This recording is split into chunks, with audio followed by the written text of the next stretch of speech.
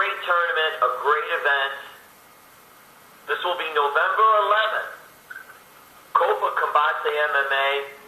When you started Combate Americas, which you're the CEO, how did you figure that was going to turn into? What was the goal for Combate Americas, and did that change as it was going? Jim, that is a great question. It's almost as if you read my mind with that question. When I started Combate Americas, which is coming up on 4 years, my idea was to be a U.S. Hispanic MMA organization. I didn't think there was a lot of opportunity for Hispanic fighters. Hispanic fighters have a great tradition in boxing, a lot of great fight athletes. And I thought I would do this and it would work well here.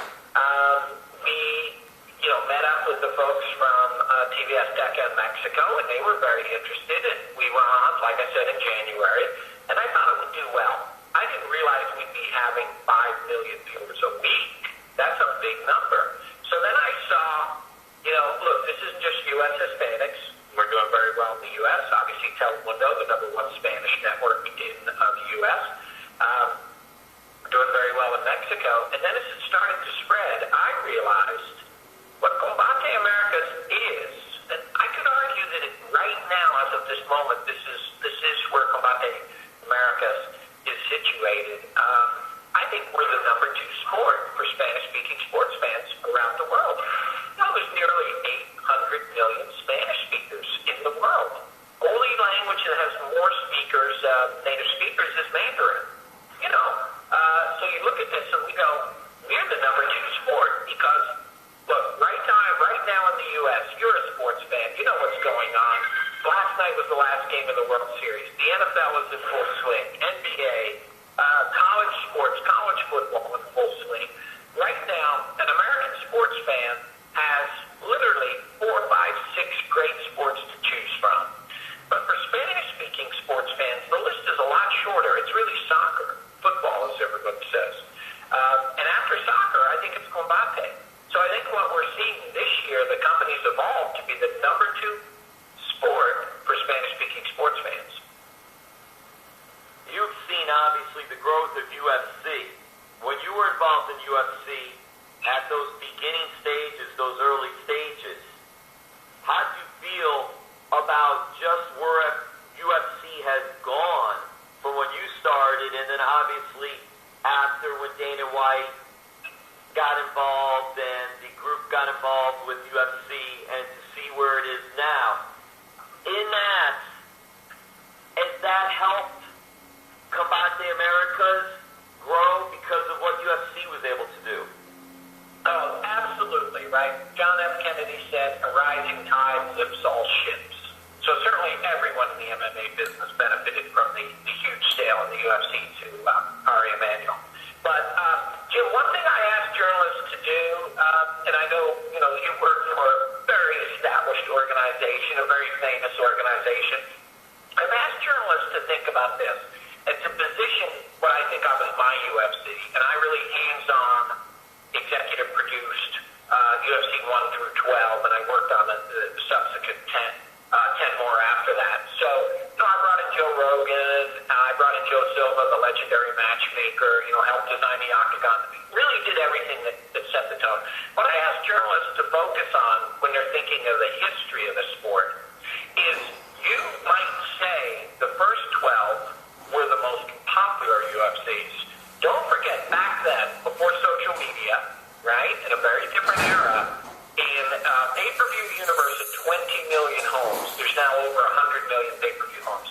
We were doing 300,000 and 400,000 buys on pay-per-view back then, right? If you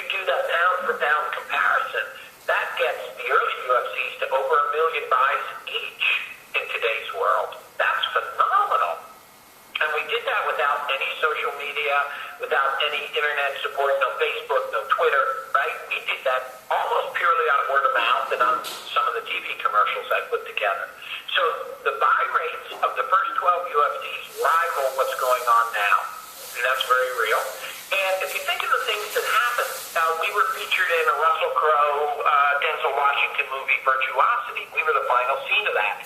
I was a cartoon in Mad Magazine, cover story of Mad Magazine.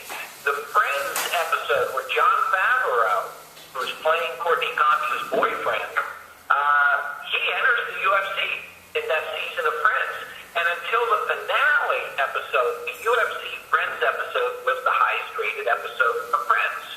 So the pop culture stuff, Brad Pitt, I love Brad Pitt because in an interview he said the only thing he didn't like about Jennifer Aniston was she didn't like the UFC.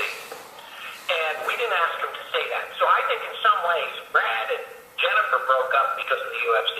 So you've got to see the cultural impact of this, right? Leo DiCaprio's been coming to when Leo DiCaprio came to the first UFC, I had to let him in a side door because he wasn't 18 years old yet. He was filming Gilbert Grape.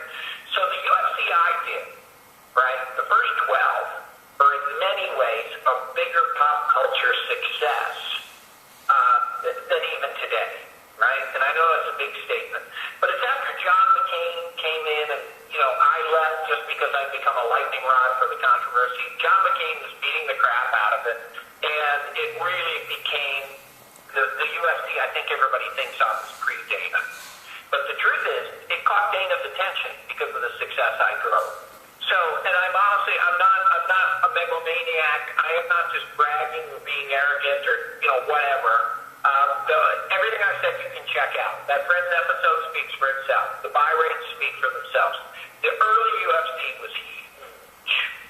But to your point, the sale of the UFC was a great move to my company, right? It showed that the sport had arrived, that it was mainstream.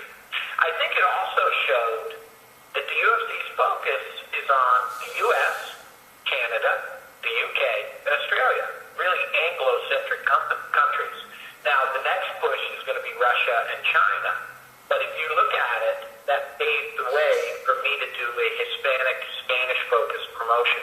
Because South America has really been sort of left alone. Mexico, no real great success there. So I think by putting this together, I think Combate Americas is now the #2 sport for Spanish-speaking sports fans.